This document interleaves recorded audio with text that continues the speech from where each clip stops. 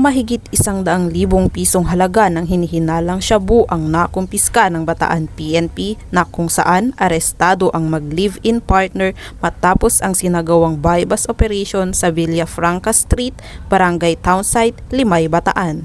Kinilala ang mga naarestong suspect na sina alias Kakay, 30 anyos, at alias Ambong, 31 anyos na parehong residente ng nasabing lugar. Ayon sa inilabas na ulat ng Bataan Police Provincial Office, naging matagumpay ang pinagsanib na puwersa ng Limay Municipal Police Station, Police Provincial Drug Enforcement Unit, Bataan PPO, 2nd Provincial Mobile Force Company at Bataan MARSTA o PNP Maritime Group sa pakikipag-ugnayan sa Philippine Drug Enforcement Agency matapos ang bypass operation na kung saan 6 na piraso ng transparent plastic sachets ng shabu na may bigat na 15 gramo na nagkakahalaga ng 102,000 pesos, isang pouch at mark money ang nasabat sa mga suspect. Nahaharap ang mga suspect sa kasong paglabag sa RA 9165 o Comprehensive Dangerous Drugs Act of 2002 at kasalukuyang nasa kustodiya ng Limay Municipal Police Station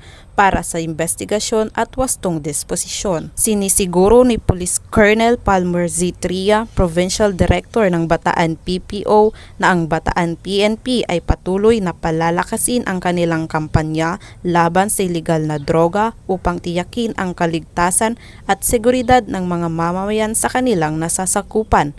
Hinihikayat din niya ang publiko na mag-ulat ng anumang kahina-hinalang aktibidad kaugnay sa ilegal na droga para sa agarang pagresponde ng mga otoridad. Mula dito sa Gitnang Luzon, ako ang inyong PNN Correspondent, Patrolwoman Jilly Advincula Peña, alagad ng batas, tagataguyod ng Balitang Pulis.